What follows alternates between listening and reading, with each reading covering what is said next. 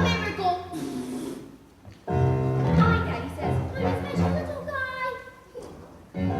I am a princess. And I am a prince. Mom says I'm an angel sent down from the sky. My daddy says I'm a special little soldier. No one is as handsome, strong as me. It's truly indulgence, my dignity to forge. I'm a little soldier. Up, 2, 4, 3. My mommy says I'm a miracle. One look at my face and it's plain to see. Ever since the day don't drop the umbilical cord, if it will disappear for a miracle like me. My daddy says I'm a special little soldier. No one is as tough as me. I'm a daddy soldier. Wondering when I'm older, I'm gonna be a soldier. Hit you in the face! On the moon for beauty is brilliant these days. There are billions of these 1 million these days. Such these areas of averages, go to death. Somebody miracle is haggard. If that streak of miracles from under each of them miraculous. My mom says I'm a miracle. One look at my face and it's plain to see. Ever since the day don't drop the umbilical cord, if it will disappear for a miracle like me. My mommy says I'm a special Carolina. She has everything. Sister Carolina. She says if I can't, I have to spend out on the creek. But I'm a Carolina, so give me more pay. Take another picture of our angel from this angle over here. Really more emotionally than Alexander. What it is. Careful, honey, like your mommy. Don't put honey on your brother. Stop for me, stop for that. I think she's like, We'll take another. What? Change of school, his teacher's clearly falling short. So there's an excitement. But she'd be a little brighter than a cloud. She's definitely advanced. Take another time, I'm a yes. I'm a miracle. Look at my face and it's plain to see. Ever since the day don't drop the umbilical. Please come on and I keep taking on. Mommy says I'm a miracle. And I'm as tiny and as shiny as a miracle. You and me both. A miracle like me. I've got a plane to catch at 3. I'm competing in the biannual International Amateur Salsa and Ballroom Dancing Championships in Paris. you're getting on a plane, Mrs. Wormwood. Of course I am. I always compete, Doctor. And this time, I have a secret weapon. Rudolph. He's part Italian, you know. Very supple. Has incredible upper body strength. I think we should have a talk.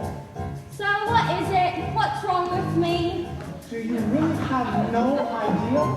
Gas? Mrs. Wormwood, I want you to think very carefully. What do you think might be the cause of this? Mine. Look at my fat. Mrs. Wormwood, you're pregnant. What? You're going to have a baby. But I've got a baby. I don't want another one. Isn't there something you can do? You're 9 months pregnant. Antibiotics or... Oh my good Lord. What about the biannual International Amateur Salsa and Ballroom Dancing Championships? A baby, Mrs. Wormwood, a child, the most precious gift this natural world small house, has been handed to you. A brand new human being, a life, a person, a wonderful new person, to your life, to bring love, and joy, and happiness, and wonder. Oh, bloody hell. I bring to this world, of my baby, mine.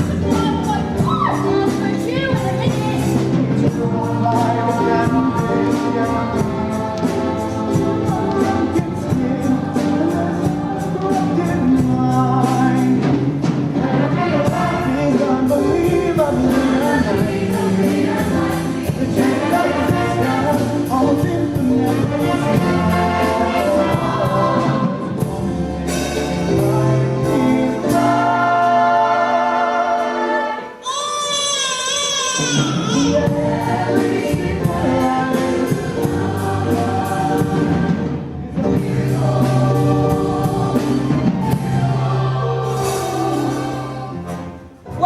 Where's my son? Mr. Wormwood, are you smoking a cigarette? What?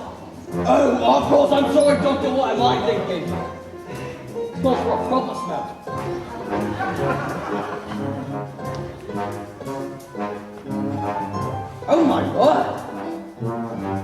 ugly little thing. This is the most precious child I've ever seen. Oh my good lord, where's this thingy? It's what? This thingy is whatchamacallit, why have you know what this thingy? This child doesn't have a thingy. What? A boy with no thingy?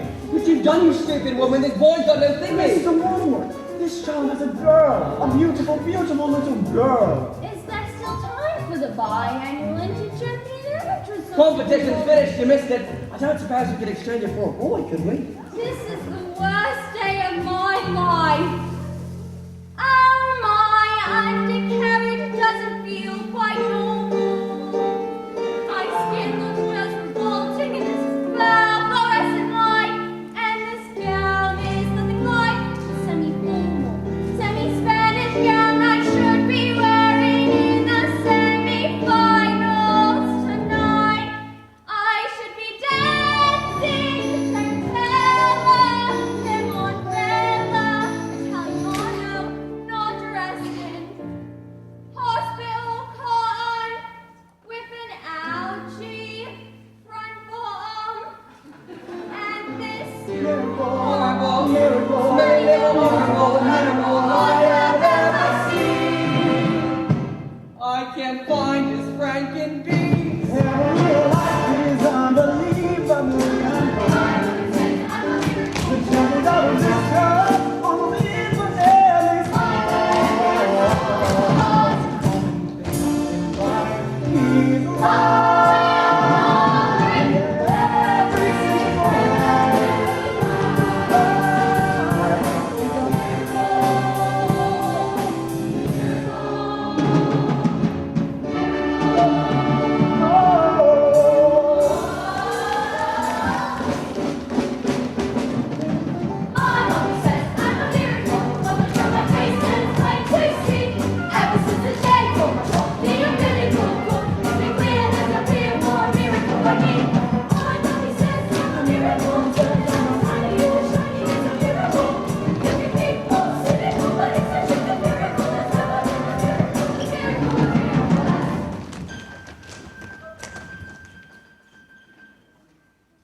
My mummy says I'm a lousy little one. My daddy says I'm a bore. My mummy says I'm a jumped up little John. That kids like me should be against the law. My daddy says I should learn to shut my pie hole. No one likes a smart mouth girl like me. Mum says I'm a good case for population control. Dad says I should watch more TV. Ah, yes, sir. That's right, sir. 155 brand new luxury cars, sir. Are they good runners? Well, let me put it this way, you wouldn't beat them in a race. No, sir. Yes, sir, they are good runners, sir. Of course, sir. Indeed, sir. So, how much exactly? Harry! Hang on! Look at this. She's reading a book. That's not normal for a 5-year-old. I think she might be an idiot. Listen to this. It was the best of times. It was the worst of times. It was the age of wisdom. Stop scaring your mother with that book, boy! I'm a girl, and she keeps trying to tell me stories, Harry. Stories? Who wants stories? I mean, it's not normal for a girl to be all thinking. I'm actually gonna call you straight back. Would you please shut up? I'm trying to pull off the biggest business deal of my life, and I have to listen to this. I mean, it's your fault. You spend us into trouble and you expect me to get us out. What am I? A flaming escapologist? Escapologist, he says. What about me then? I've got a whole house to look after. Dinners don't microwave themselves, you know. If you're an escapologist, I must be an acrobat to balance this lot. The world's greatest acrobat. Now, I am off to bleach my roots, and I shan't be talking to you for the rest of the evening, you horrid little man.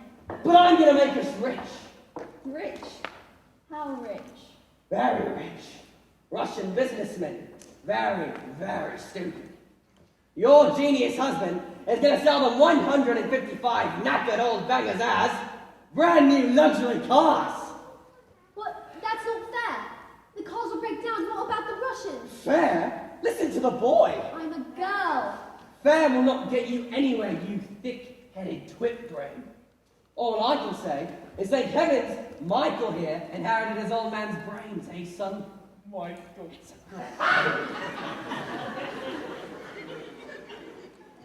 Well, I shall take the money when you earn it, and I shall spend it.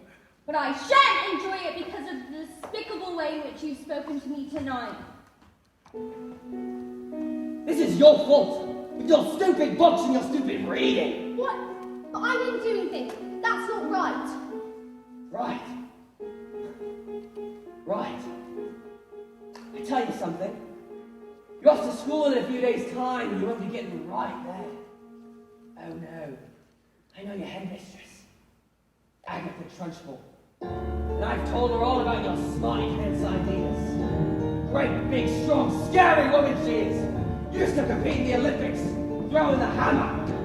Now imagine what she's gonna do to a horrible, squeaky little goblin like you, boy. I'm a girl. Now get off to bed, you bookworm.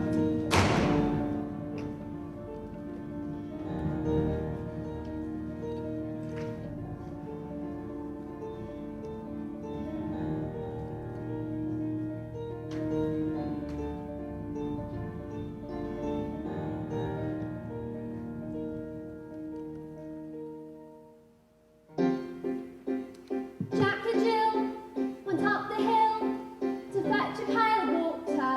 So they say the subsequent fall was inevitable. They never stood a chance, they were written that way. Innocent victims of their story.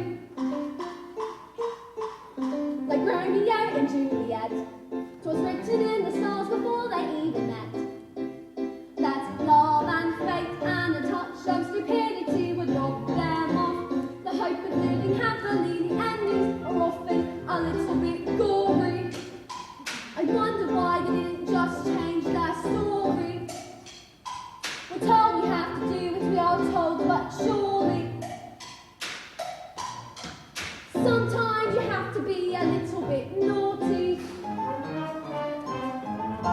Just because you find that life's not fair, it doesn't mean that you just have to grin and bear it. If you always take it on the chin and wear it, nothing will change. Even if you're little, you can do a lot too. Mustn't let a little thing like little stop you. If you sit around and let them get on top of you, might as well be saying you think that it's okay, and that's not right. And if it's not right, you have to put it right. Platinum blonde hair dye, extra strong, keep out of reach of children. Oil of violets hair tonic, for men. Yup.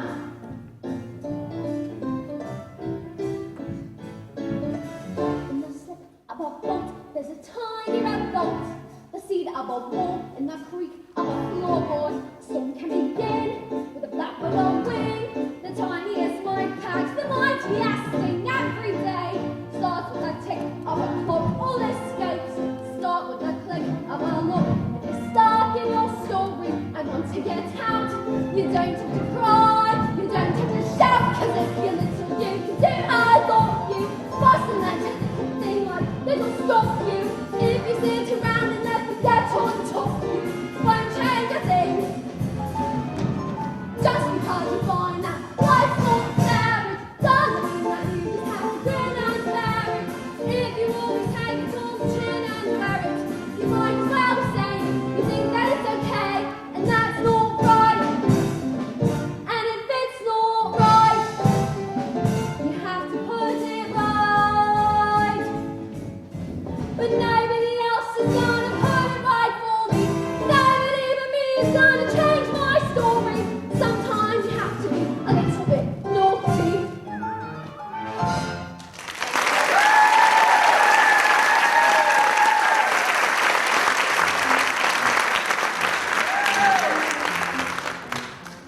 Let me tell you something, son. In business, good hair means good brain. Yeah. And The secret to my success in business is this. Oil of violet hair tonic. For men. Now, stand back, son. Your old man's getting whacked. Oh, yeah. That's the stuff right there. That's the stuff, all right. That's the good stuff. That's the good stuff. Let me tell you something, son. A man in business simply cannot fail to get noticed when he looks like this. Secret. Ah! Your hair, it's great. Good Lord, woman, have you started already? It's not even 8:30. Ah, my hair's green! What on earth have you done that for? Why would you want green? I don't want green hair. I didn't do anything. Maybe you used some of Mummy's peroxide by mistake. That's exactly what you've done, you stupid man. My hair. My lovely hair. Oh, my good Lord. I've got a deal today. Russians, what am I going to do? I know what you can do. Well, what is it? What can I do? You can pretend that you're an elf. Yes! Just that's it! I can pretend I'm a... What are you talking about, you fool? The boys are loony. Mum, would you like to hear a story? Don't be disgusting. Why don't you go on and creep down back to that library of yours or something? The sooner you're locked up in that school, the better.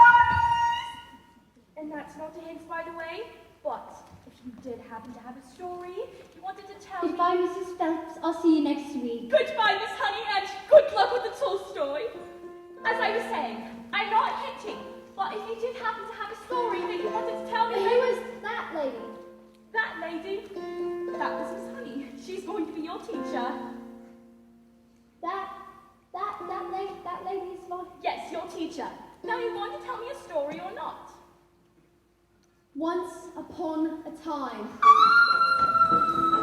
the two greatest circus performers in all the world, an escapologist who could escape from any look that was ever invented, and an acrobat who was said to be so skilled it was seemed as if she could actually fly, fell in love, and got married. The two could still perform some of the most incredible feats together, and people would come from miles around to see them. Kings, queens, celebrities, and astronauts. And not just to see their skill, but also to see their love for one another, which was said to be so deep that cats would purr as they passed, and dogs would weep with joy. They moved into a beautiful old house at the edge of town, and in the evenings, they would walk and take the air. And each night, the children of the town waited with anticipation in hopes to catch a glimpse of the shiny white scarf that the acrobat always wore. For then they knew they had to cry, "Tricks! Tricks!" And the great performers would instantly oblige with the most spectacular show just for them. But although they loved each other, although they were famous, and everybody loved them, they were sad. We have everything that the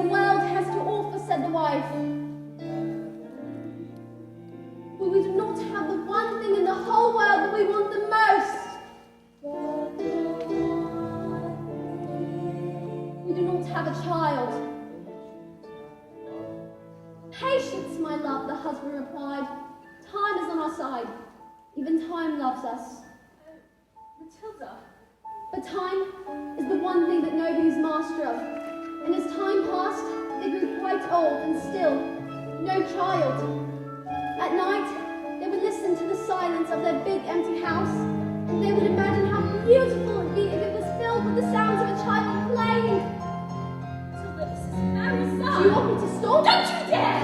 The sadness grew them on to ever more dangerous feats, as their work became the only place they could escape the inescapable tragedy of their lives. And so it was, they decided to perform the most dangerous feat ever known to man. It is Dahl, the husband said, announcing the event to the world's press, who had gathered to listen with bated breath. The burning woman hurling through the air with dynamite in her hair. Shots by the objects caught by the man locked in the cage, and it is the most dangerous feat ever known to man.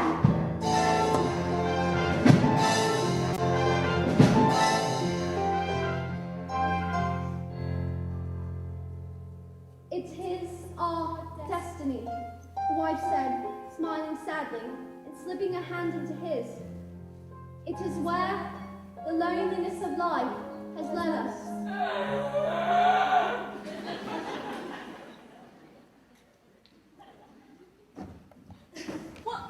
What happened? I don't know, but not yet anyways. What are they?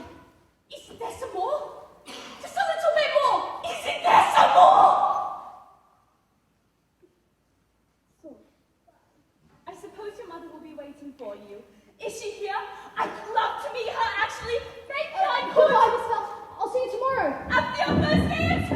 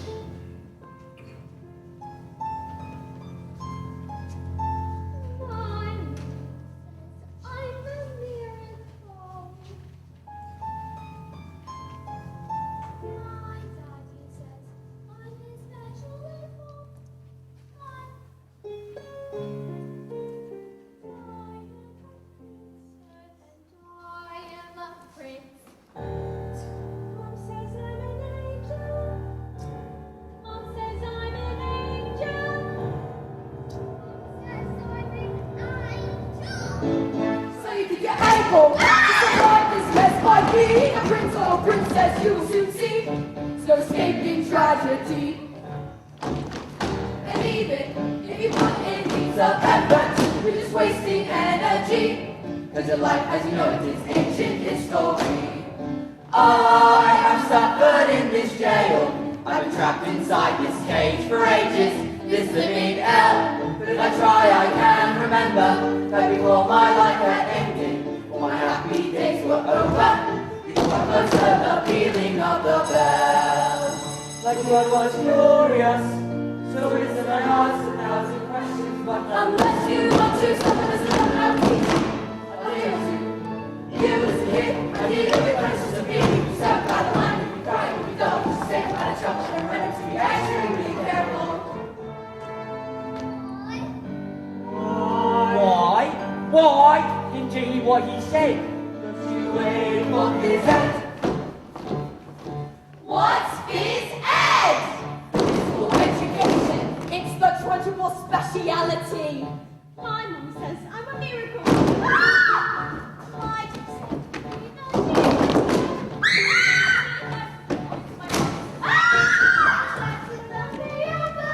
the alphabet! You gotta learn to listen, kid! So you think you're able to survive this mess by being a prince or princess?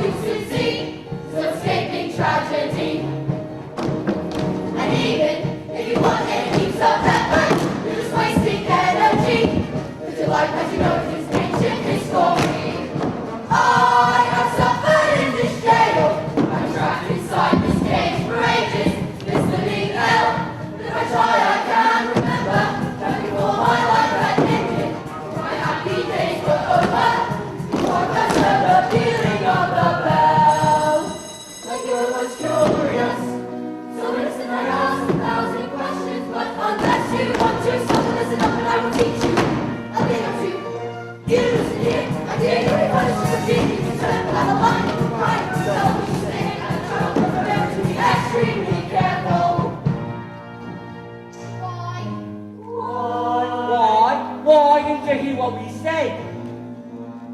Just you wait for me. Just you wait for me.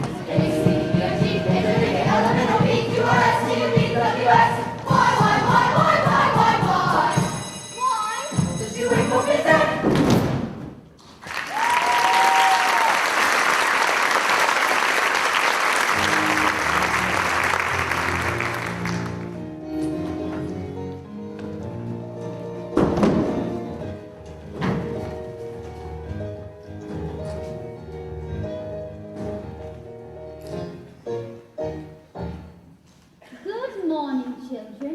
My name is Miss Honey, and today is a very special day, your first day of school. Now, do any of you know your 2 times tables? Wonderful. Matilda, is it? Please stand up and do as much as you can. 1 times 2 is 2. 2 times 2 is 4. 3 times 2 is 6. 4 times 2 is 8. 5 times 2 is 10. 6 times 2 is 12. 7 times 2 is 14. 8 times 2 is 16. Well, my 9 word, times 2 that is is 18. 10 times 2 is 20. 11 times 2 is Stop, 22. stop. Good Lord, how far can you go? I don't know. Quite a long way, I think. Do you think you could tell me what 2 times 28 is? 56. 56. Well, yes, that is very good. All right, now, this one's a little harder, so if you don't get it, that's all right. But do you think you could tell me what 2 times 487 is? 974. 12 sevens? 84. All right, everyone, let's move on from the maths for the time being and look at reading. Can anybody read this? Me, me, me, ooh, me, me, me, me, me, me, please, miss, me, me, me, me, me. Very well, Nigel.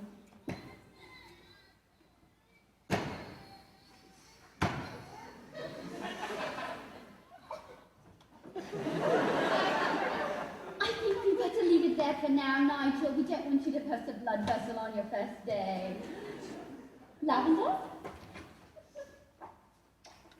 Is the first word tomato? No, but tomato is a very good word. Matilda? I can now read words.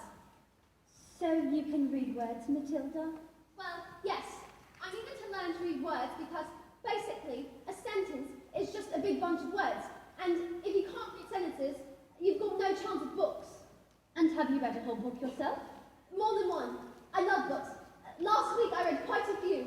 A few in a week, that is very good. What books did you read? Nicholas Nickleby, Oliver Twist, Jane Eyre, Tess of Dubervilles, The Lord of the Rings, Kim, The Invisible Man, The Secret Garden, Crime and Punishment, and The Cat and Hat.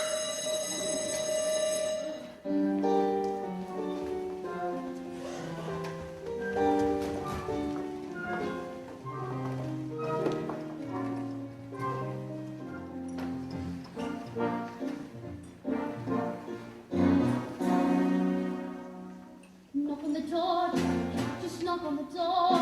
Don't be pathetic. Knock on the door, there's nothing to fear. You're being pathetic. It's just a door. You've seen one before. Just knock on the door. Look at you trying to hide something outside the principal's office, like a little girl. It's just pathetic.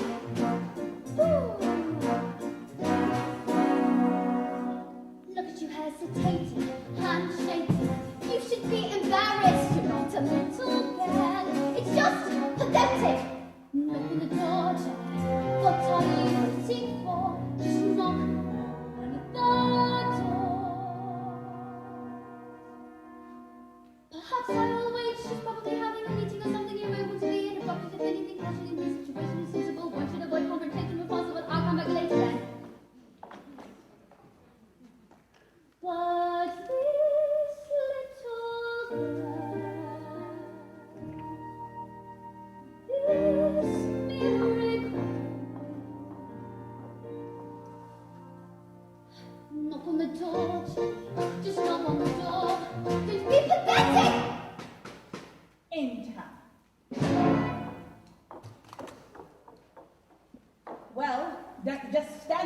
British, you get on with it.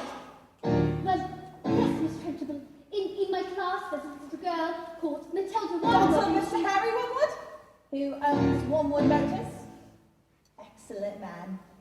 Told me to watch out for that brat though. Says she's a real wart. Oh no, Matilda is not that kind of child at all. What is the school motto, Miss Honey? Bombi non-tum es negiti. Zombie non-tum es magitu. Children are maggots. In fact, it must have been her who put that stink bomb under my desk this morning. I'll have it for that. Thank you for suggesting it. But I didn't.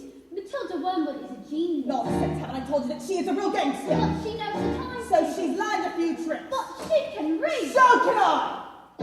I have to tell you, Mistress, that in my opinion, this little girl should be placed in the top form with the 11-year-olds. What? But she is a squib. A shrimp, an unhatched tadpole. We cannot just place her in with the 11-year-olds. What kind of society would that be, Miss Honey? What about the rules, Miss Honey? The rules. Well, I think Matilda Wormwood is an exception to the rules. An exception. To the rules? In my school? Look at these trophies, see how my trophies gleam. And the sunlight, see how they shine.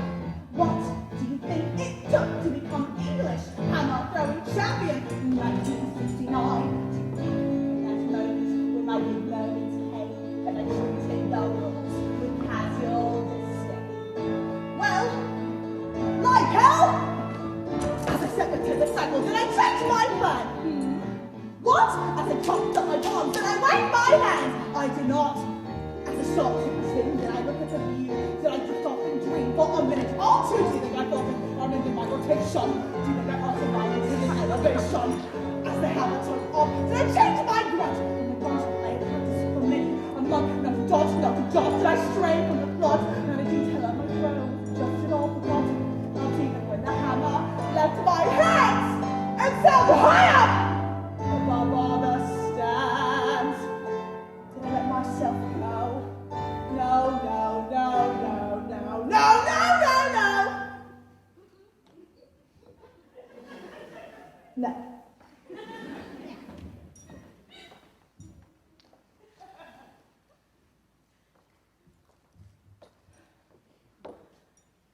If you want to throw the hammer for your country, you have to stay inside the circle all the time. And if you to make the team, you don't need happiness or self-esteem. You just need to keep your feet inside the line.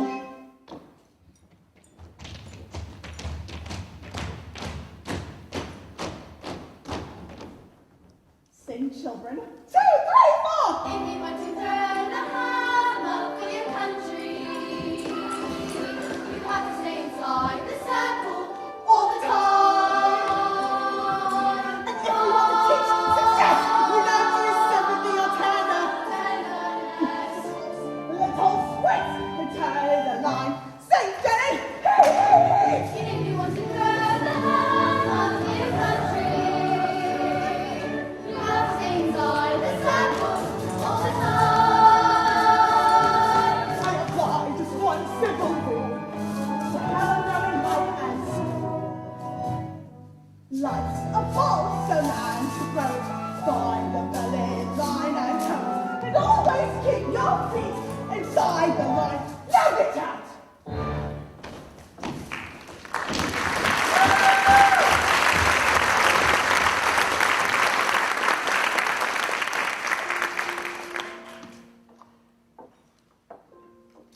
I have to tell you, Headmistress, that it is my intention to help this little girl, whether you like it or not.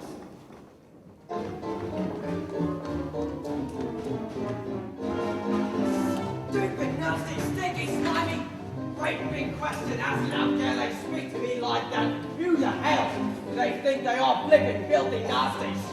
Stupid ruffians. Oh, don't tell me we're not rich. It's the mileage. They took one look at the mileage on the first cars and these cars were knackered. I told them that the reason the mileage was so high was because of a manufacturing mistake. Is that true? Of course, it's not true. So you lied. Of course I lied. And they didn't believe you. Of course they didn't believe me. Got green hair. I am there. What's this? With a flaming book? What's wrong with the telling? She's got no respect, that one. It's all books and stories. No, it's a lovely book. Honest, you should read it, I'm sure. Lovely? You... That's what I think of your lovely. No, please. It's a library book. No, it's from the library, please. Give me a second.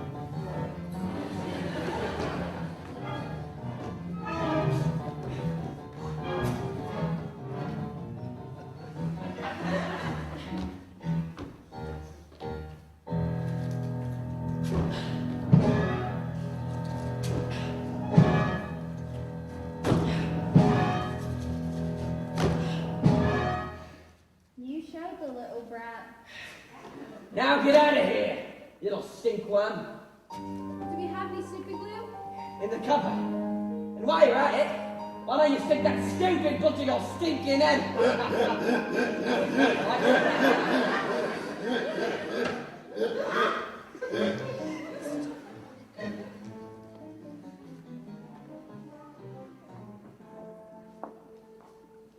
Just because you find that life's not fair, it doesn't mean that you just have to grin and bear it. If you always take it on the chin and wear it, nothing will change. Even if you're little, you can do a lot. You mustn't let a little thing like a little stop you. If you sit around and let them get on top of you, might as well be saying you think that it's okay, and that's not right.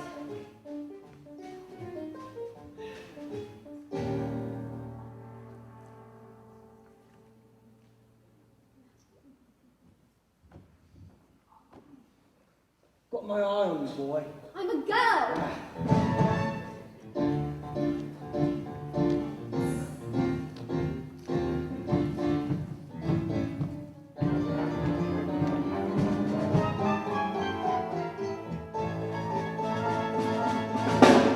Matilda, can I ask you a question? Do all those brains in your head give you a headache? I mean, it's got to hurt or squished in there. No, I think they just fit. Right. Well, look, I better stick around just in case. If they sort of squeeze out your ears, you're going to need help. I'm Lavender, by the way, and I think it's probably for the best if we're best friends. Hi, it's me. Someone put a whole kid at the tree because a tree got on the Thomas's chair. She sat down, and when she got up, her naked stayed stuck to the seat. Someone told her I did it, but I never, and now she's after me. That's not fair. That's not fair at all. You're done, kid. Finished. Once strength broke your side, you are guilty. You are squashed. Yesterday she caught Julius Broadway for eating a licorice also doing science. She just picked him up, swung him around, and threw him out the window. Don't listen to them. That didn't happen. They're just trying to scare us. Oh, Matilda, they're saying she's going to put me in chow day. What's choking? They say it's a constant obstacle France movement. Signed with nails, spikes, and bits of broken glass.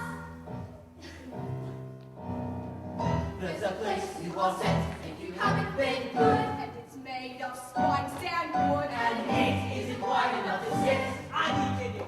There are nails on the bottom, so your waist gets done. When the hinges ring and the door is closed, you cannot see spot on the end of your nose. When you scream, you don't know if the sound came out or if the sound in your head even reached your mouth.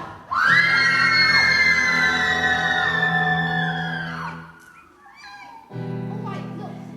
When did this happen? 20 minutes ago. Why? She's coming. Let's hide. Quick, places. Matilda, please don't tell her where I am. Down.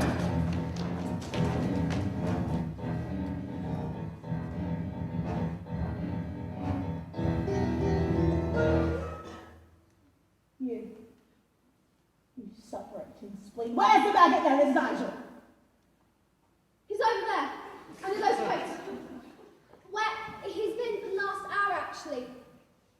What? An hour? Oh, yes. You see, Nigel suffers from a rare but chronic sleep disorder, narcolepsy. The condition is characterized by the sufferer experiencing bouts of chronic fatigue and falling suddenly asleep, often without knowing or any warning at all. You see, he fell asleep, so we put him under those coats for safety. Didn't we? Didn't we? Yes. Snarkolepsy. He'll probably think he's in bed when he wakes up. Oh, is it fruitful yet, Mum? Wait, this isn't my bedroom at all. Oh, wonderful.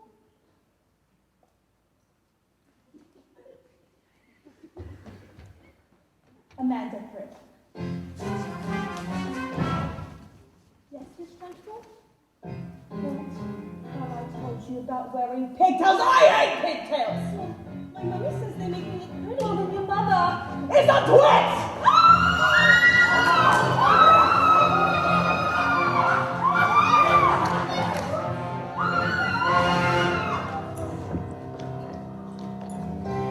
Look out! She's coming in!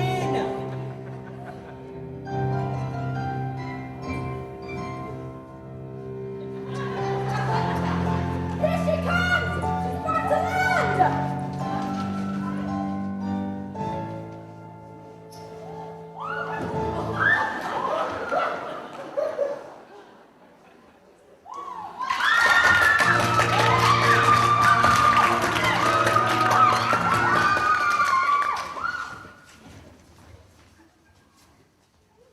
You. What is your name? Matilda. Matilda Wormwood. Oh. So you're Wormwood. I might have known. Well, Wormwood, you have just made a very big mistake.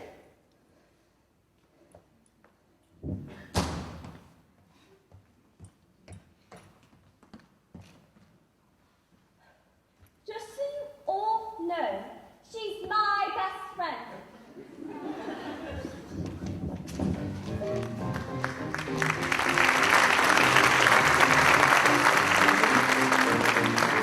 Brandy car, sir. Yes, sir. Completely different car, sir. Green Air? Yeah, it was, it's National Green Air Day. Yeah, a great celebration of all the wonderful green things in the world, like, lettuce and snot. Tomorrow at 1? Absolutely, sir. Yes, sir. Bye-bye, sir. Dos Venudo. Now that is how you do business. Now that is how you do business. What the?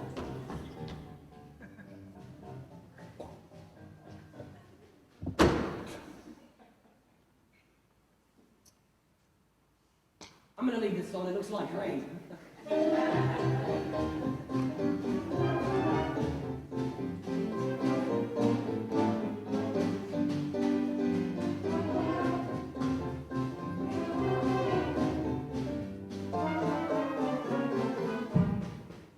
Who is it? It's Miss Honey, Matilda's teacher. Bit busy right now. But it'll only take a moment. Well, come in if you must. This is Rodolfo. Oh, it's nothing like that. He's my dance partner. We're rehearsing. Ciao. Ah, parle italiano. Ciao, Rodolfo, piacere. Come stop. What? Babes, who is this? You know my interruptions due to my energy flow. What do you want, Miss Chutney? It's Miss Honey, and how do you know? Matilda's in the walking class. Children in the walking class aren't really expected to read, Oh, so... stop her from reading then. Lord knows we've tried. I'm in the zone, dog. I can feel it in my hips. Don't waste this. I'm not in favour of girls get more clever pants, Miss Hussey. Our girls should think about makeup and hair dye. Looks are more important than books. Now, look at you. And look at me. You chose books. I chose looks. Pardon me? Babes, I'm on fire.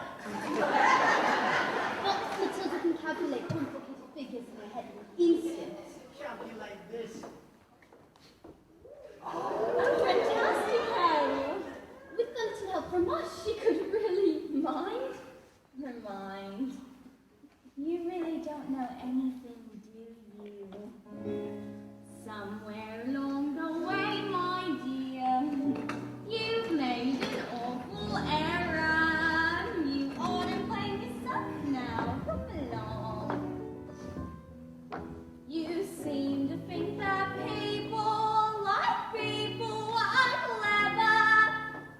It's very quaint, it's very sweet, but wrong. People don't like smarty pants what go round. Fly one up like no stuff we don't know. Now here's a tip. What you know matters less than the volume with which what you don't know is expressed. Content has never been less important. So you have got to be loud. Girl, you gotta learn to stand up and stick out from the crowd. I know that's got a lot more deal. I know that's got a lot more feel. I know that's brain, a lot more hair, a little less head, a lot more hair.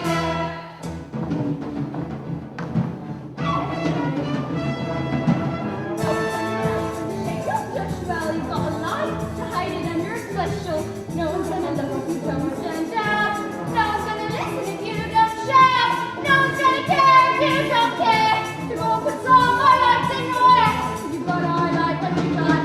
Even if what you got is not a lot, you gotta be loud. You gotta give yourself permission to shine. Stand up and be proud. Whee! A little less, a lot more sing, a little less, a lot more showing, a little less dressing like your mum, a little more ba-da-ba-ba-ba-da-bum. Ooh, I look nice. You don't.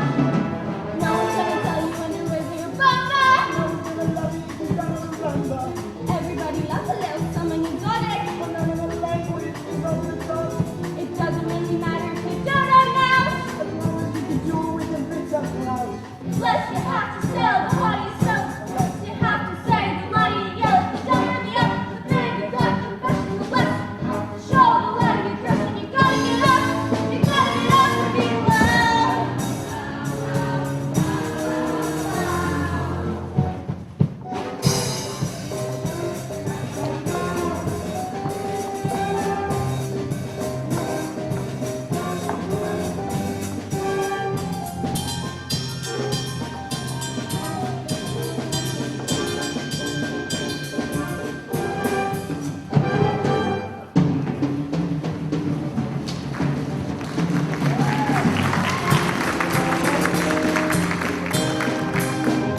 You gotta be loud.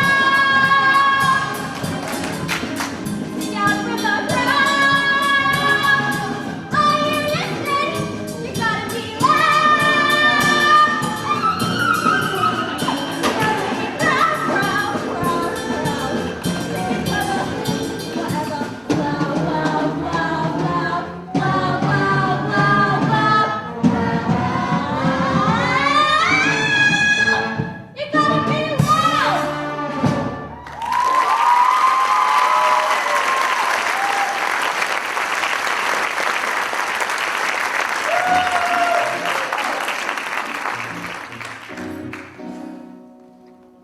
Stop being pathetic, Jenny.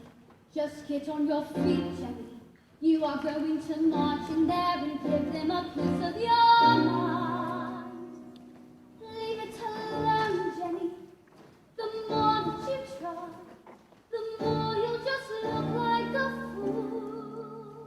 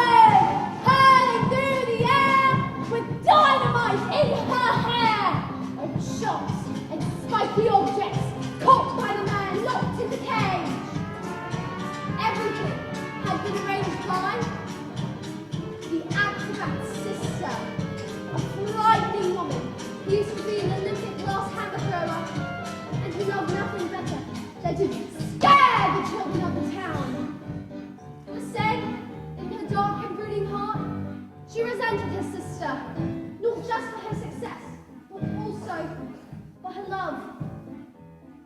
Suddenly, out came the escapologist, dressed, as usual, in his tights and spangly costume. There was still no sign of the acrobat, and still no glimpse at all of her shiny white scarf. And instead of the musical fanfare, there was silence as he solemnly strode into the ring. Ladies and gentlemen, boys and girls, the burning woman held through the air With dynamite in her hair, of shocks and spiky objects caused by the man locked in the cage, has been cancelled. The audience gasped so loud that a passing aeroplane caught it on its instrumentation and reported it as an atmospheric phenomenon. Cancelled because my wife is pregnant. Oh! Matilda! Absolute silence. You could have heard a fly but. Then suddenly, the audience jumped to their feet and roared in appreciation.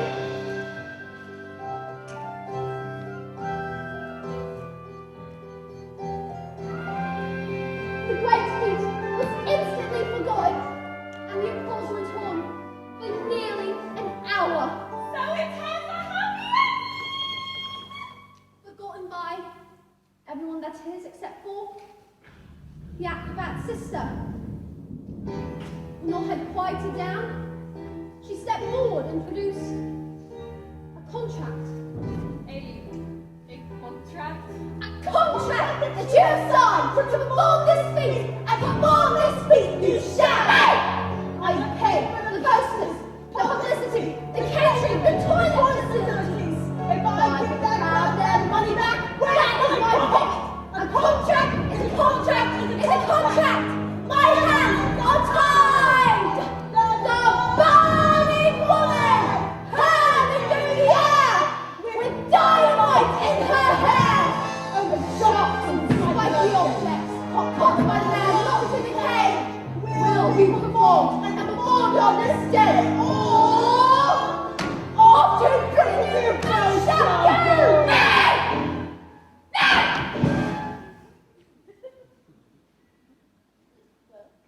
Did she survive?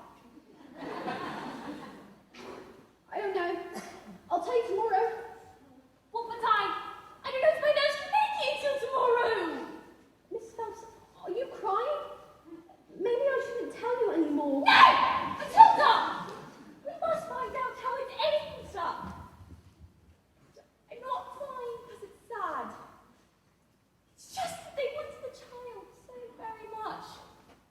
It must be so wonderful for a child to be so wanted. Yes, wonderful. Goodbye, Miss Phelps.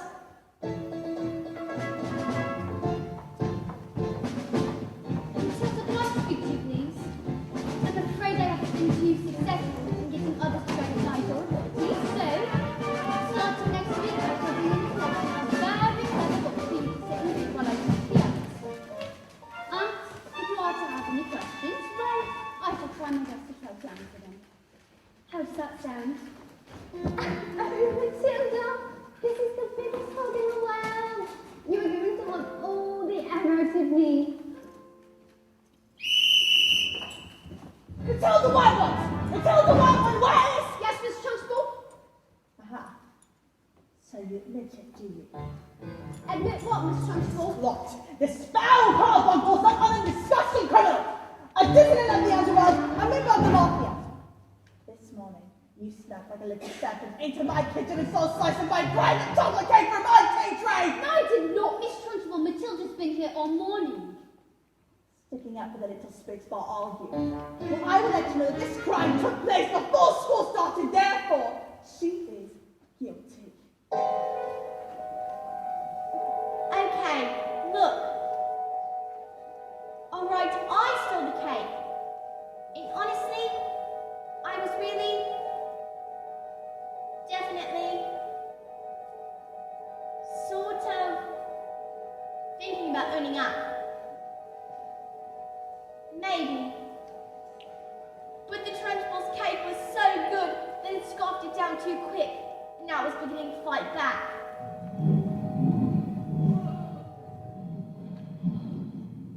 Oops. See? I'm not guilty. I didn't do anything. You are guilty because you are a crook. You are a thief. You are a fiend. I shall crush you. I shall pound you. I shall consign you to the seventh circle of hell, child. You shall be destroyed.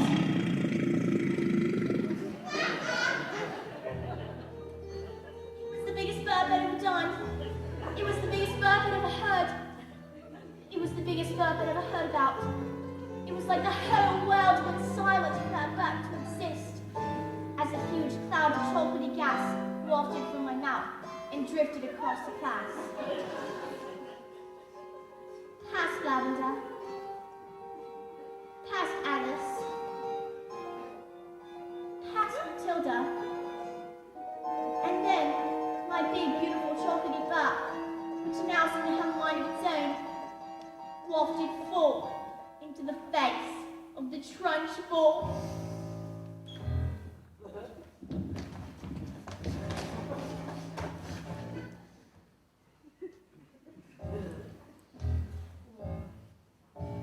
Bruce. Bos Trotter. Yes, Miss Trunchbull? You like my cake? Didn't you, Bruce? Yes, Miss Trunchbull, I'm very sorry, but... As long as you've enjoyed the cake, that's the main thing. Is it? Yes, Bos Trotter, it is. Oh, well, I did. Thank you. Wonderful. Marvellous. That makes me so happy. That gives me a warm glow in my lower intestine. Oh, cook!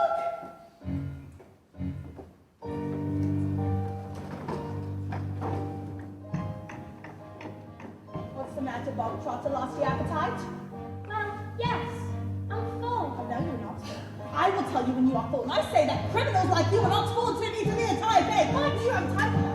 It's whatever I did all he'll be sick. You should have thought of that before we decided to make a pact with Satan inside to steal my cake! Well, Eat. he can't. Eat. He surely can't. Eat. No. Eat. Single slice, or even two, Bruce. Might be nice, but even you, Bruce. Have to admit, that you admit, there's not a lot of difference in size. He can't, Bruce! He surely can! What the man, Bruce! He might explode, he's quite elastic. He might explode, make it stop the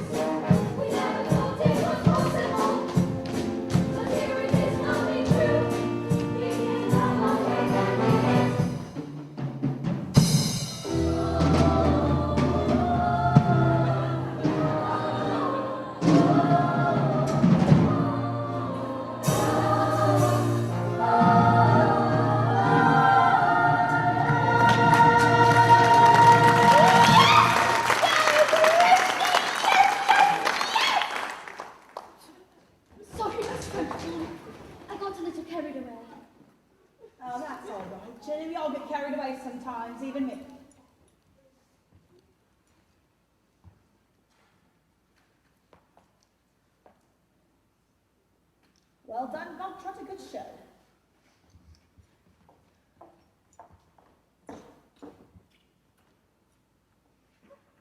Well, come along, Bogtrotter. What? Where? Oh, did I not mention? That was the first part to your punishment. There's more. The second part. And the second part is choking! What? Listen, Bully I'm Pie. such a lazy cat! Did I allow myself to be defeated by these maggots? What do you think I am? Miss Honey? A weakling! A fool, an idiot! You? What he's done it all. He's eaten it all. I did it! I did it all! I did it! No!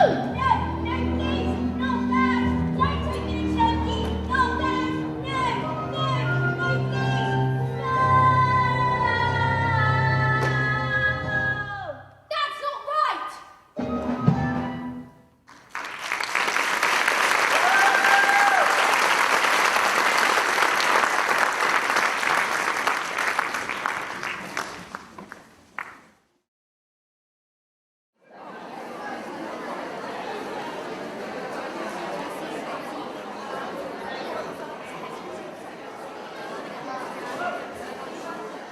Excuse me, everybody, may I please have your attention? Everybody take your seats, please. I'll wait. I won't wait that long, so... You get sad, don't worry, take your time.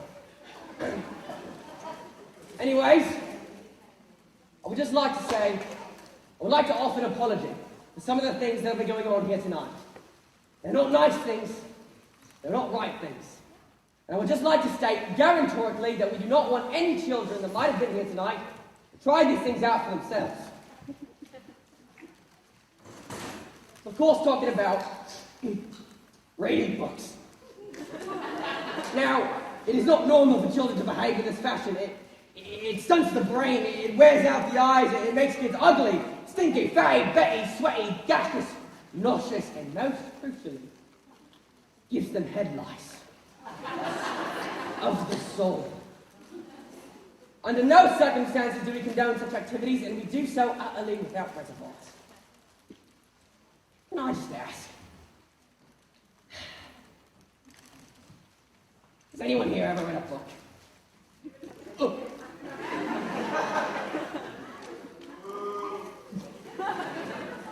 Who just booed? You, sir, what's your name? What was that? Thomas. Well, Thomas, don't take this the wrong way, but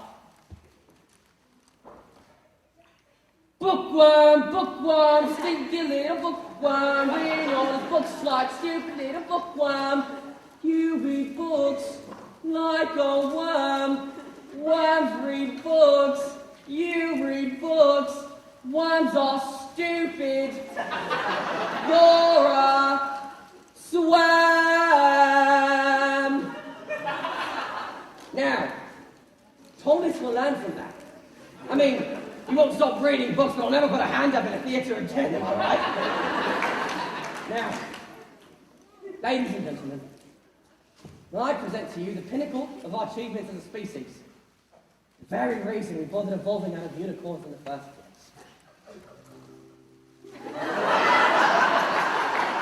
Somewhere, on a show I heard, that a picture tells 1,000 words. So, Telly, if you bothered to take a look, the equivalent of like lots of books.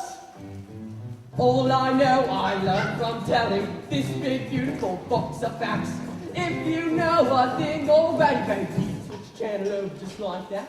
Endless joy and endless laughter, folks living happily ever after. All you need to make you wise is 23 plus advertisements. Why would we waste our energy turning the pages 1, 2, 3? Or we can sit happily on a lovely backfullies, watching people singing and talking and doing stuff. All I know I learned from telly. The bigger the telly, the smarter the man. You can tell from my big telly just how clever the fella I am.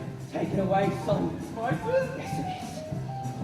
You're too nice to give him a show. Oh, it's amazing. Another one. You can't learn that from a stupid book. All I know I learned from telly. To think and what to buy. I was pretty smart already. Now I'm really smart. Very, very smart. Endless content, endless channels, endless chats on endless battles. All you need to fill your muffin without having to really think or nothing. Why would we waste our energy trying to work out Ulysses? Or we can sit happily on a lovely families, watching slightly famous people talking to really famous people. All I know, I learned from telly. The bigger the telly, the smarter the man. You can tell from my big telly just how clever of a fella I am. Who the Dickens is Charles Dickens? Mary Shelley, gosh, she's so smelly. Charlotte Bronte, do not want it.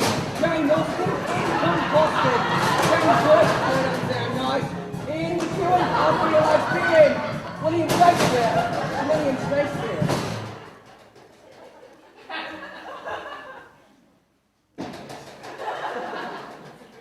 No, you dick.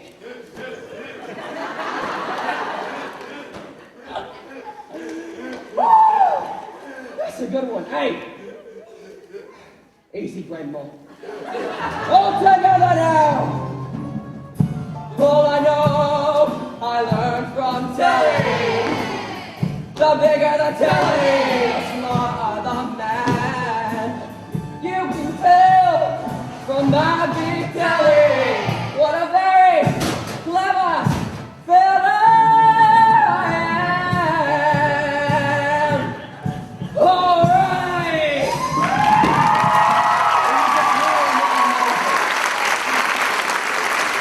Come on, let's get out of here.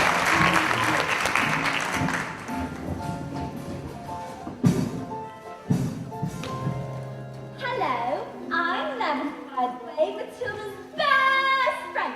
And there's a bit that's coming up that's all about me. Well, okay, not exactly about me, but I play a big part in it. And I'm not going to tell you what happens because I don't want to spoil it for you.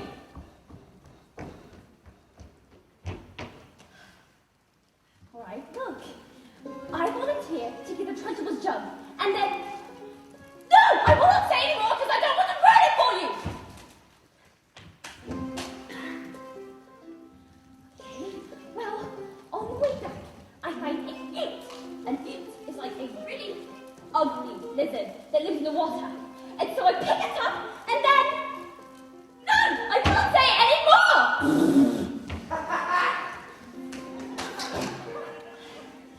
I'm going to put the newt in the Trunchbull's jug. It'll be brilliant!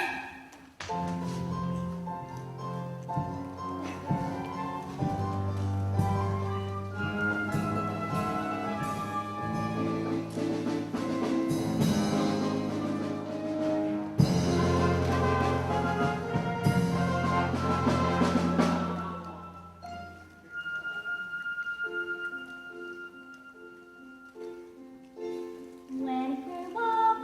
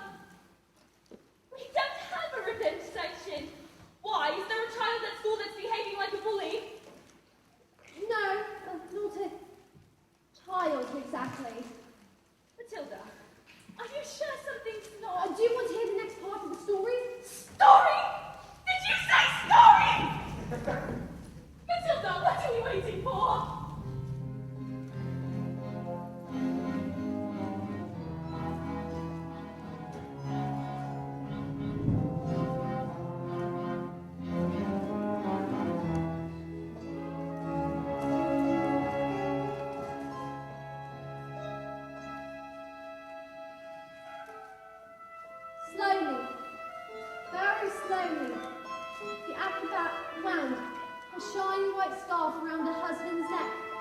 "For luck, my love," she said, kissing him with the gentlest of kisses. "Smile. We've done this 1,000 times."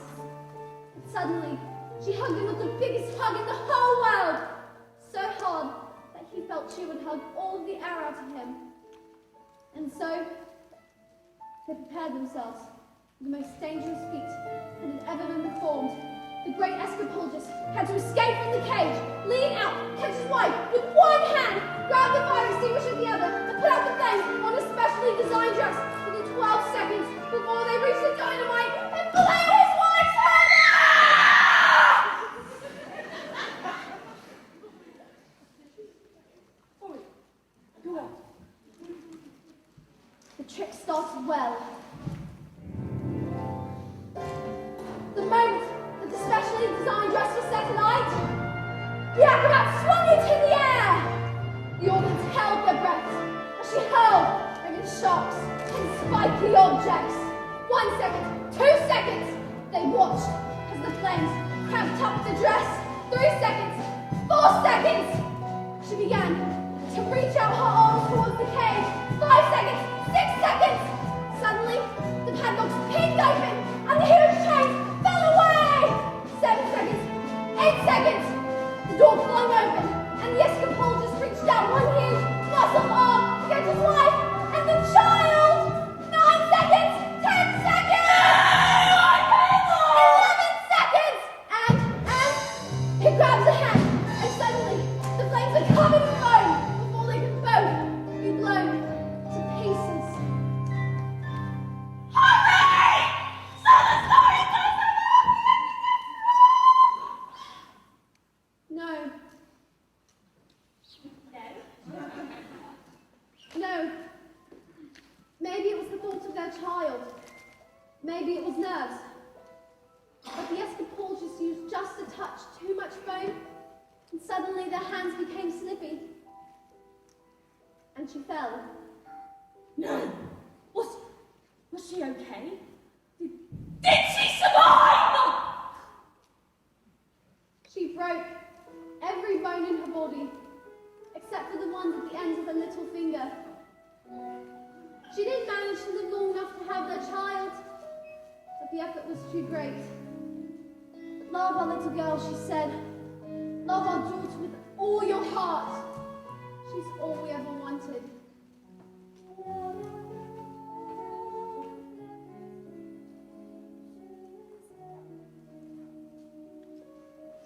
And then she died.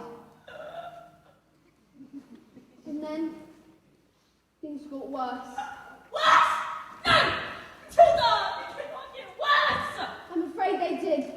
Because the escapologist was so kind that he never for 1 second blamed the evil sister for what had happened. In fact, he asked her to move in and help look after his daughter. She was nothing but cruel to the little girl, making her wash and iron and cook and clean and beating her if she ever did a thing wrong. But always in secret, so that the escapologist never suspected a thing. And so, the poor little girl grew up with the meanest, cruelest, lawless aunt you could possibly imagine! I can't believe! This film. What? It's just a story. Oh, right. Of course. Matilda? Your parents must have think they won the lottery having a child like you. Oh, yeah, they do. They're always saying that, in fact. They always say, "Matilda, we're so proud of you, we like winning the lottery." Yeah, I'd better go.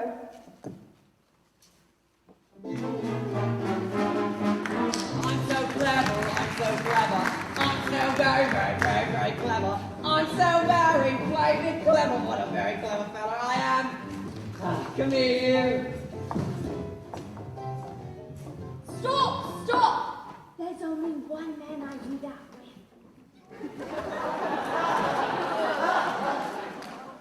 Well, everyone gather around. I want the whole family to share in my triumph. Not you, boy. I'm a girl. 155 old bangers on my hands, all polished up, but the mileage and the clock telling the truth, and each one was knackered. Now how could I possibly make the mileage go back? I couldn't very well drive each one of them backwards, could I? Backward. When suddenly, I had the most genius idea in the world. I went into the workshop, I grabbed a drill, and with my incredible mind, I attached the drill to the speedometer of the first car and whacked it into reverse. Backward. Yes, boy, backwards. Backwards exactly. The drill's motor whirled backwards thousands of times a second. So within a few minutes, I had reduced the mileage on that old rust bucket to practically nothing. I did it to every single car. Backward. Quiet now, darling. There's a good boy. And 10 minutes later, the Russians show up. Great, big, nasty face steaks. I mean, expensive suits, dark glasses, don't know who they thought they were. Russians are nocturnal. I saw it on a program last night. That was about badgers. It was a program about badgers. Backward. Same thing. And did it work?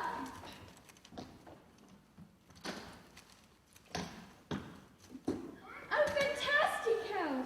Now I'll be able to afford Rodolfo all day long. But you cheated them. They trusted you and you cheated them. What's the matter with you? What have we done to deserve a child like you? You know what I'm gonna do tomorrow? I'm gonna go down to that old library and tell the hag you're never to be let in. Again. What? No, please, And if don't. she does, I'll have a fire. And then you'll never read another stinking book for as long as you live. That'll put an end to your stories, young man. Now get in there and stay in there, you nasty little creep.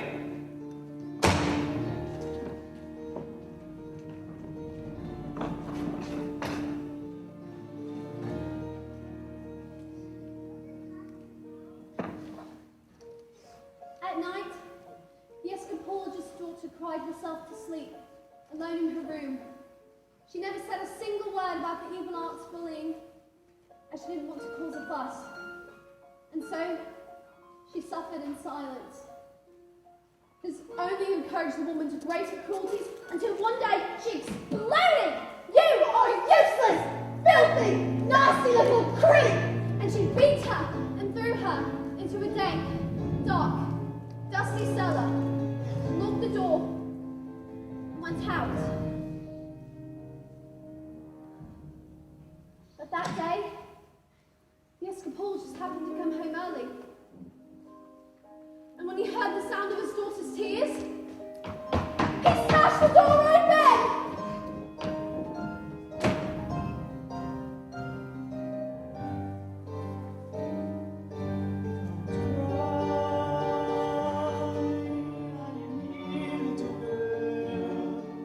Please don't cry, dry your eyes, wipe away your tears, little girl. Forgive me, I didn't mean to desert you. Don't cry, little girl, nothing can hurt you, nothing to fear. I'm here. Have I been so wrapped up in my grief for my wife that I've forgotten the one thing that mattered to us most? I love you so much, my daughter. I shall spend the rest of my life making up to you. We shall be together forever. Don't cry, Daddy. I'm alright, Daddy. Don't cry. Let me wipe away your tears. Daddy, forgive me. I didn't mean to desert I you. didn't want to upset you. Please, Daddy, Don't cry, I'll be nothing alright. can hurt By my side, I've nothing to fear.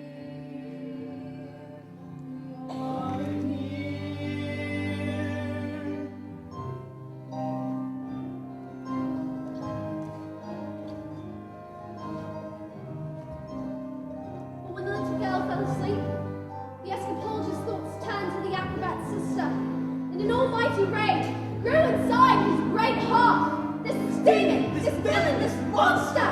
She's stolen the memory of my wife! She's betrayed the trust of her own sister! She's shown cruelty to the most precious reality of my marriage! Bullying children is her game, is it?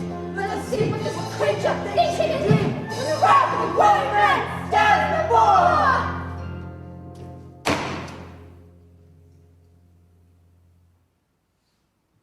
But that was the last the little girl ever saw of her father. Because he never came home. Ever again.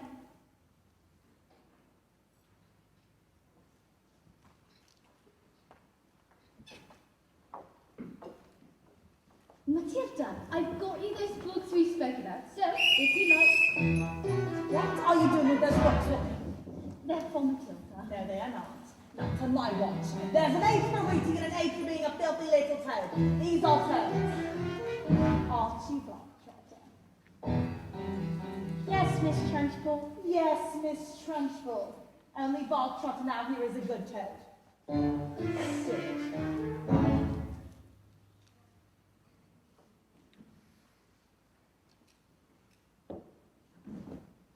It has become clear to me, Miss Honey, that you have no idea what you are doing.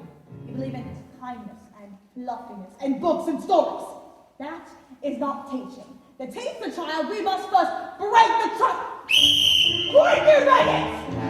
Well, nobody was speaking. Miss Honey, please understand that when I say quiet, you maggots, you are entirely included in that statement. Where's my jug of water? Oh, I can see Miss Trunchbull.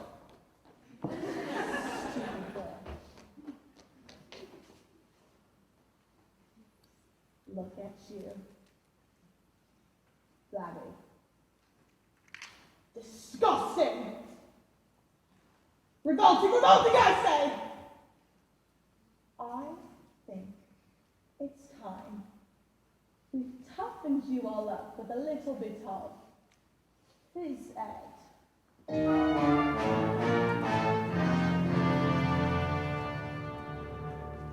This school light has started ringing. Quiet, that is what I'm speaking!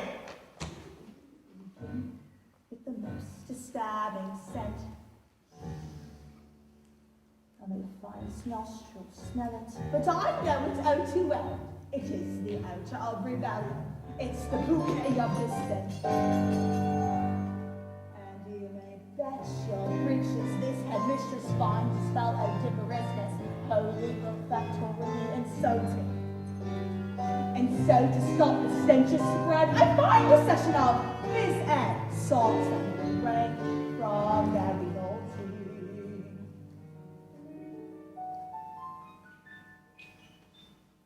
The smell of rebellion down to the sweat, and phys ed will run you somewhere, and it won't be long before I saw the heart of aiding and abetting. A bit of his head will tell us he has a handful of rebellious thoughts. Hold, just like a rotten egg flows to the top of a bucket of water. The smell of rebellion, the stench of revolt, the reek of insubordination, the whiff of resistance, the pomp of dissent, the fog of mutiny in action. Before the weed becomes too big and gritty, you really need to limit and the bud position too. Before the worm starts turning, you must scrape off the dirt and remove it from the mud. Oh, the bud insertion, the stench of intent, the reek of prepubescent grotesque, the funk of defiance, the odor of wonder, the walk of anarchy, progress. Exercise these demons, and shall be toothpicks for scheming. Some double time discipline should stop the rot from setting in. All right, let's stand it up double time. 1, 2, 3, 4. Discipline the children, not listening, formidable to our fidgety, oh, whispering and hystering, and chattering and tittering, and nattering and twittering is timid with the slittering of discipline. We must begin insisting on rigidity and discipline. Persistently resisting is anarchistic. Mischieving these minutes you are frittering and covering and hindering, while little ones like this, they just want discipline. The simpering and littering, the german and it's an issue we can fix. There is no mystery. The master of the art of finding discipline is discipline, discipline, discipline. Smell every valley road, the stench of revolt, the reach of grievous protest. The calm of dissent, the fun of moral rivalry. Imagine a world with no children. Close your eyes and just dream. Imagine. I'll try it. Peace and quiet, a bubbling stream. Now imagine a wood with a cottage. And inside that cottage you find a parrot called Sue, a carnival freak who can bowl paper hats with his mind. And he says, don't let them steal your horses, no! Don't let them crowd away, no, no! Find your way through. I'll be waiting for you, singing. Nay! Nay!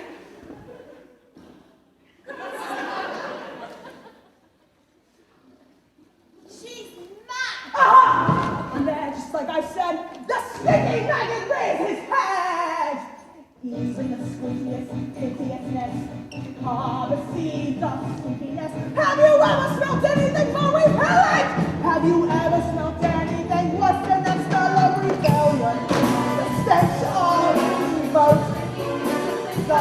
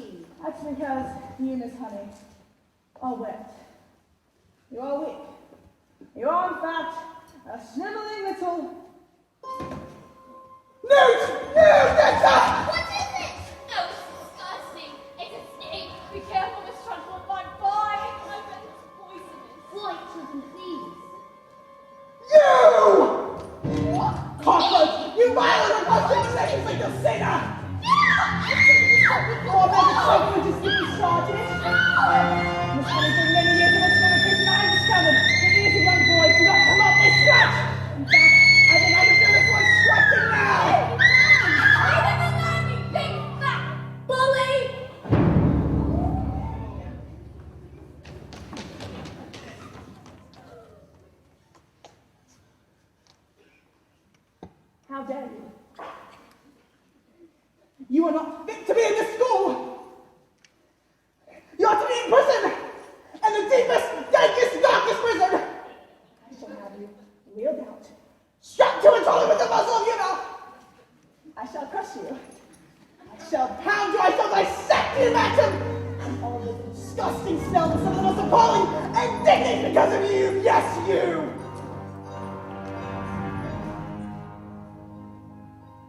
Have you ever wondered, well I have found how when I say bread, for example, there's no way of knowing if red means the same thing in your head as red means in my head when someone says red, but how we are travelling at almost the speed of light, and we're holding a light, that light will still travel away from us at the full speed of light, which seems right in a way. I'm trying to say, not sure, so I've wondered inside my head, not just a bit different from some of my friends. These answers that come into my mind unbidden, these stories delivered to me fully written, and when everyone shouts like they seem to like shouting, the noise in my head is incredibly loud, and I just wish they'd stop.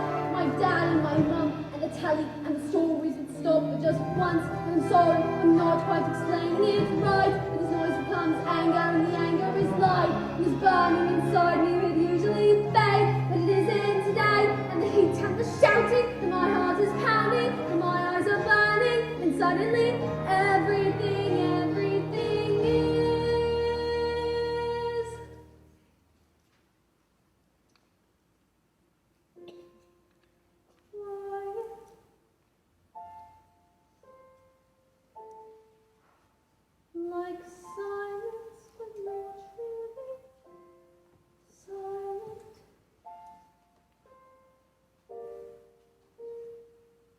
Just that still sort of quiet, like the sound of a page being turned in a book, or a pause for a walk in the woods. Quiet, like silence, but not really silent. Just that nice kind of quiet, like the sound when you lie upside down in your bed, just the sound of your heart in your head. And though the people around me, their mouths are still moving, the words they are forming cannot reach me anymore.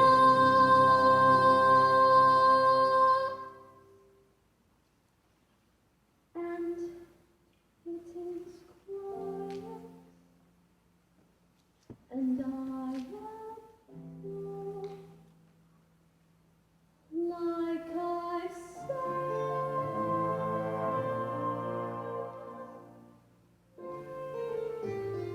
into the eye of the storm.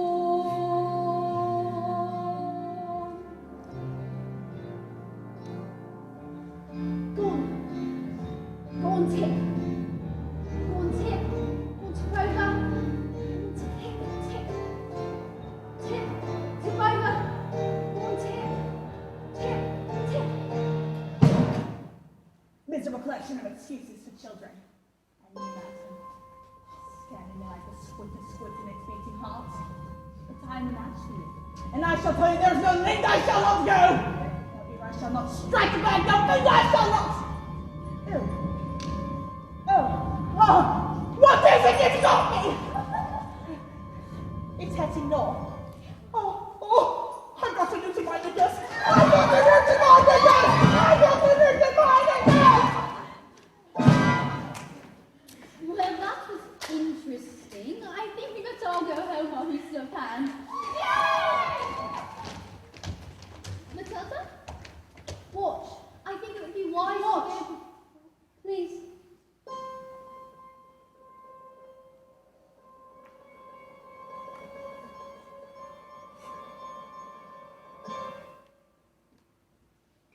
I moved it with my eyes.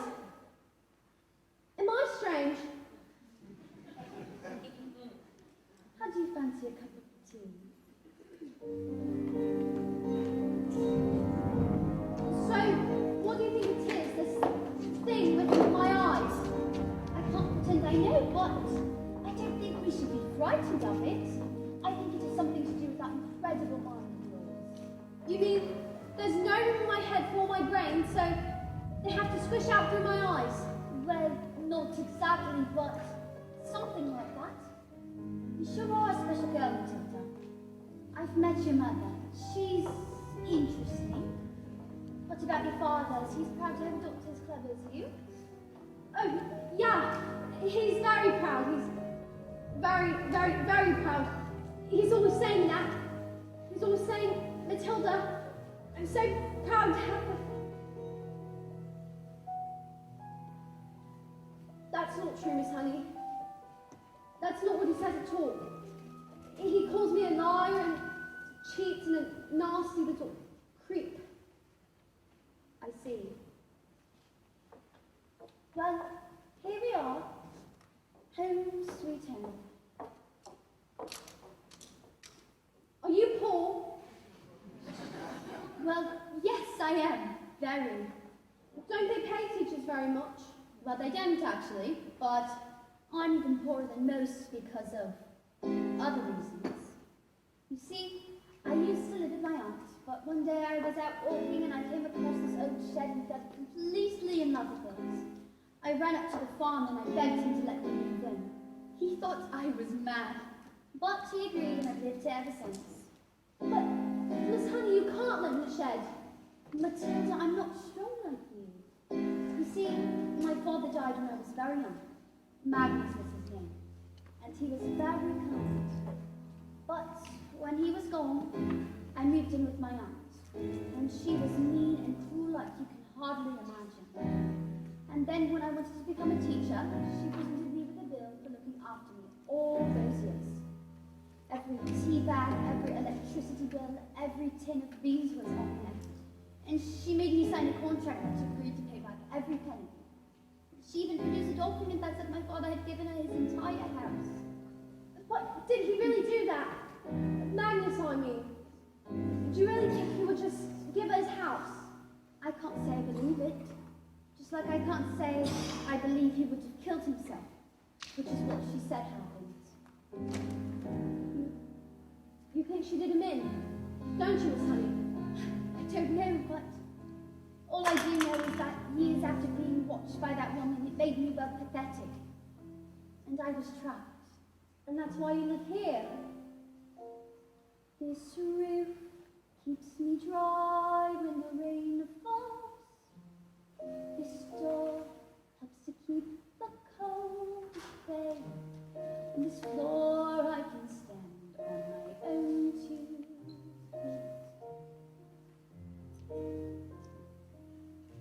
On this chair I can write my lessons. On this pillow I can dream my nights away. And this table, as you can see, was perfect for tea. It isn't much, but it is enough for me. It isn't much, but it is enough. But Miss Honey, she's got your father's house. She's got everything that's yours. On these walls I hang wonderful pictures.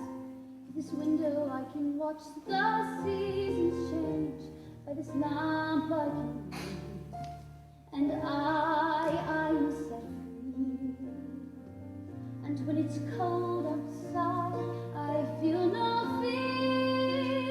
Even in winter storms, I am warmed by a small southern fire, and there is nowhere I would rather be.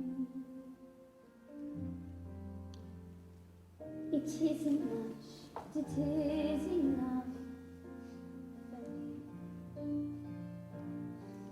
For this is my house, this is my house. It isn't much, but it is enough for me.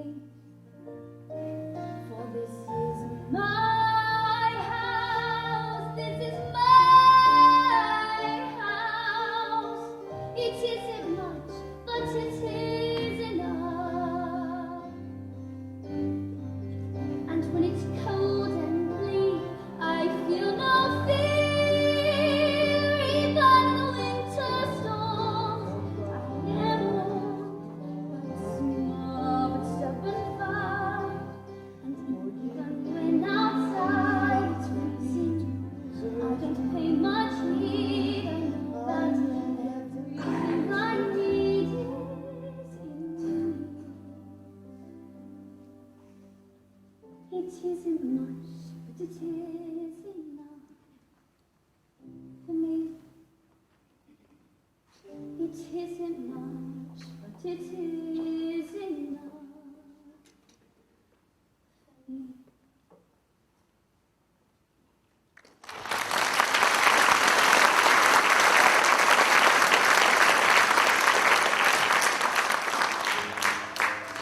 Miss Honey, is this your father's scarf? Well, yes, it is. My mother gave it to him before she died. You see, she was An acrobat. Well, yes, she was. And my father, he was. An escapologist. Matilda, how did you know that? So are your parents. What? Who? I don't understand. The people in my story. What story? A story. I've been telling the story this whole time, and I thought I was making it up, but it's real. It's your life. I've seen your life. You've seen my life? She did him in. Let's go to the police. What? No, we can't. We don't have any evidence. But why? You could just tell them. Tell them she did it. They'd never believe me. It would be my word against hers. They'd never believe she was capable of murder. Why? She was so cruel to you. She beat at you. She shouted at you. She locked you into tiny cupboards and threw you into cellars. Please stop. Miss Honey, your aunt's a murderer. She killed Magnus. Who is she? A contract is a contract is a contract. It's changeable.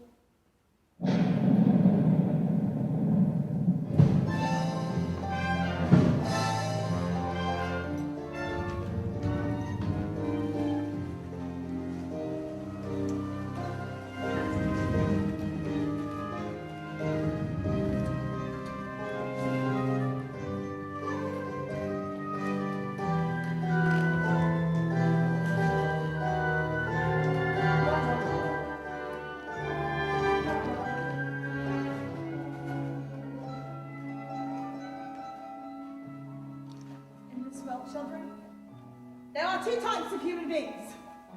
The winners and the losers. And I am a winner. I play by the rules and I win. But if I play by the rules and I do not win, then something is wrong. And when something is wrong, you have to put it right, even if it screams.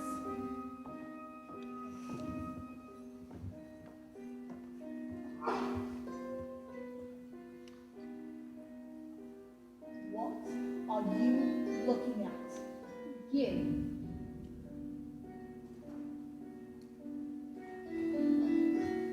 This class is going to have a very special spelling test. Any child who spells one single answer wrong shall go to choking! You. Spell. Now, let me see. Spell newt.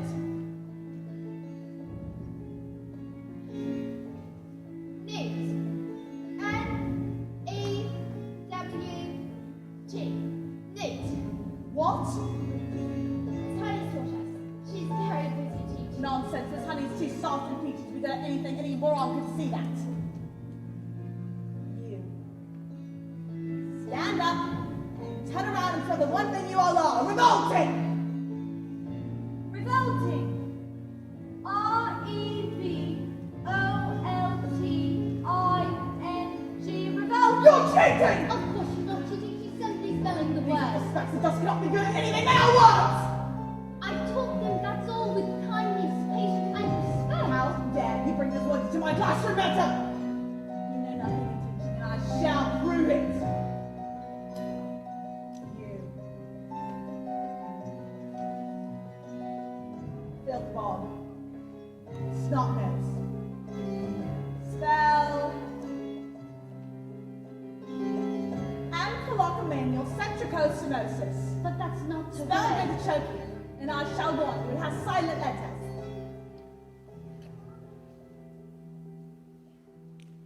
A M C H E L L A. Oh dearie. Oh dear. K. I'm so sorry. It was a silent Z. You're going to choking! Cat. C-A-S. Cat. I put it wrong, miss. You'll have to put the executive. John. D-I-P. Answer me. No, stop this! X-A-B-F-Y-B. No, stop this! Banana. G-T-A-A-B. Oh, banana. Stop this, do you hear? That is T-S-B-A-T-Y-N. Doctor, U-K-O-O-O-O. P-U-N-T-Y-N-Z. Big Fat Bully. R-I-S-P-X-Q-R-L-T. Revolting.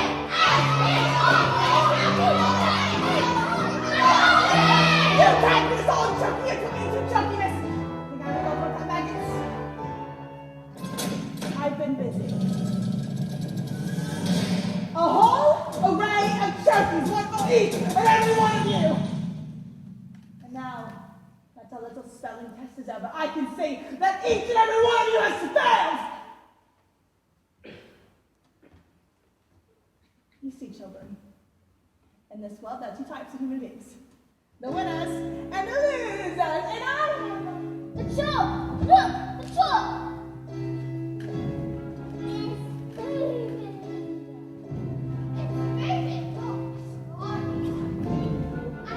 no, we can't be magnets.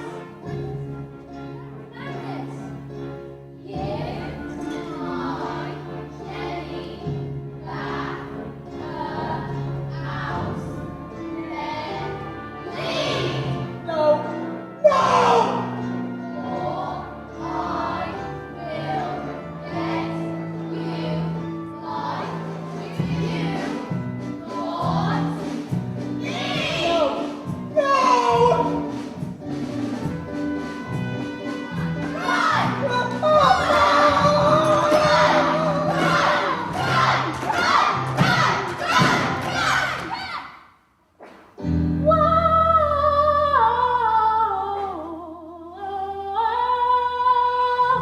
Never again will she get the best of me.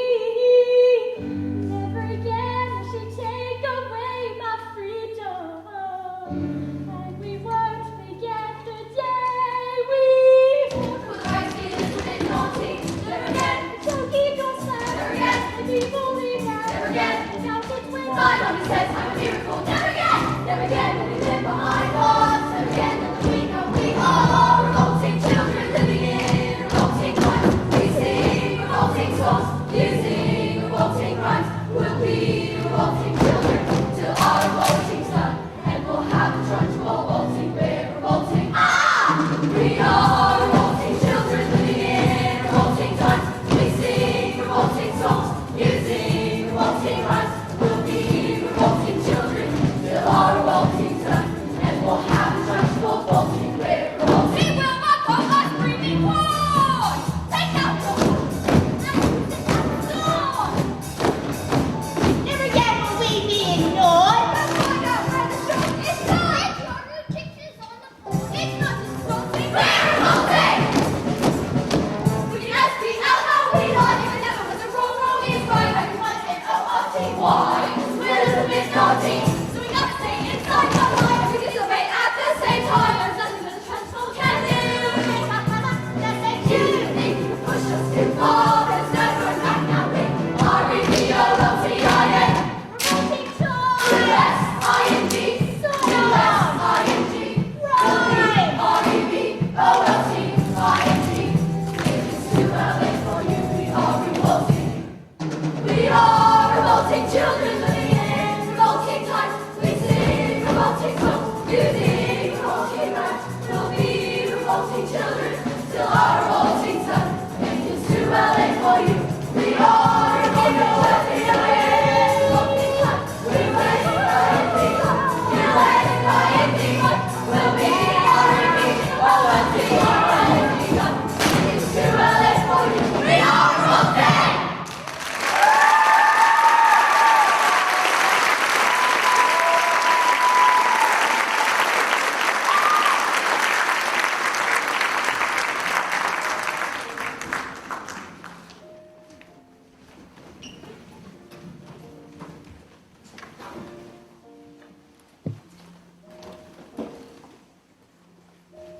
A few days later, the acrobat and the escapologist's doctor received a letter from a solicitor. It had said that her parents' will had mysteriously turned up, and she was now the owner of the beautiful old house that had up until that moment been owned by the evil aunt, one Agatha Trunchbull. She moved in immediately, and she was very happy, happier than she'd ever been in her entire life. And as for Miss Trunchbull, she was never seen again. All the turkeys were immediately destroyed, and a new headmistress took over. And her name was Miss Honey, and it was often said that it was the best school in all of the land. And you know something else? Matilda was never able again to move things with her eyes. I got thought it was because her mind was no longer being challenged, but she said she no longer had need for superpowers. But sometimes I would look at Matilda, this little girl who had done so much to help others, and who had mean and rude and cruel parents who called her names. And I would just feel my blood boil. And I would just want to do something. So, this is the end. And I wish so very much that I could tell you that this story has a happy ending. And I wish so very much that I could tell you that Matilda got the love that she deserved. But, perhaps, the truth is, not all stories have happy endings.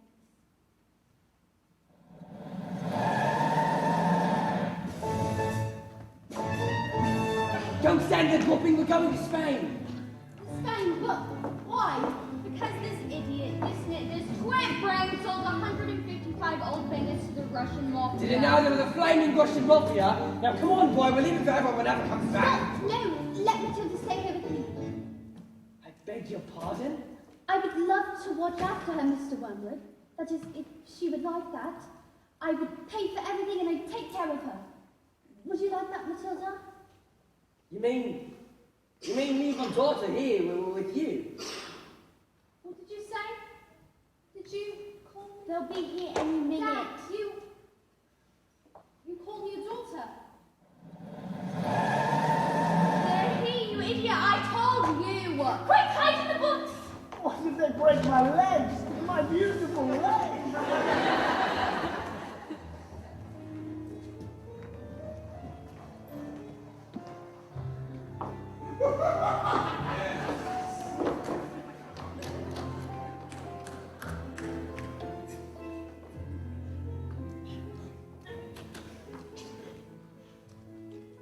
You are the Wormwood's daughter.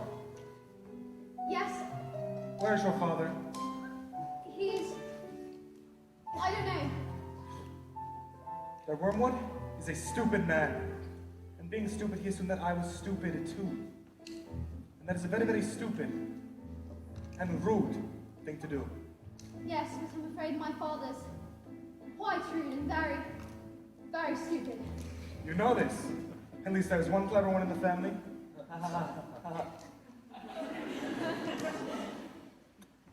What is your name, little girl? Matilda. I like you, Matilda. You seem smart. Sadly, in my line of work, I don't often get to meet smart people like you. Most people I deal with, their thinking is all backwards. Backwards! И она даже поправляет своего мерзкого отца. Да, приятно познакомиться с такой умной девочкой. Мне тоже приятно познакомиться с вами. Ты говоришь по-русски? Не так хорошо, как бы мне не хотелось. Это красивый язык, поэтому я буду стараться изучать его и дальше. Matilda, who taught you how to speak Russian? I taught myself, I suppose. I was reading Dostoevsky and I just thought it would be better if I could read it in the language it was written in. Mwah, mwah, mwah. I am Sergei. It is truly an honor to meet you, Matilda Wormwood. Matilda, your father has been stupid and rude to both of us, yes? I can very easily have my friends over there teach him manners. And one day, when he leaves hospital, he will still be stupid, but not so rude, I think. I give this as a gift to you. What do you say?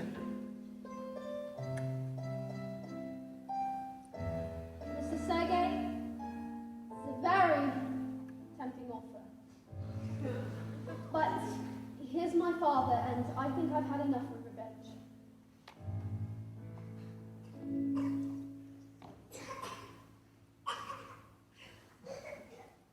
This little girl, this miracle, Matilda. Da. No! Don't think like this! Puedes quedar. De todo tu mal stohan kadalda. Matilda! Что с вами? Matilda! Swami Sivanya. Iznicze, Justin. Iznicze. Your father is very, very stupid.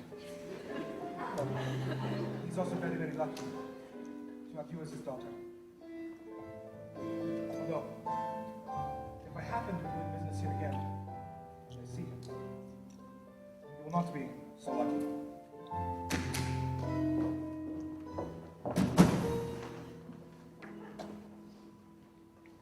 Quick, let's get out of here before they change their minds. Wait! What about the girl?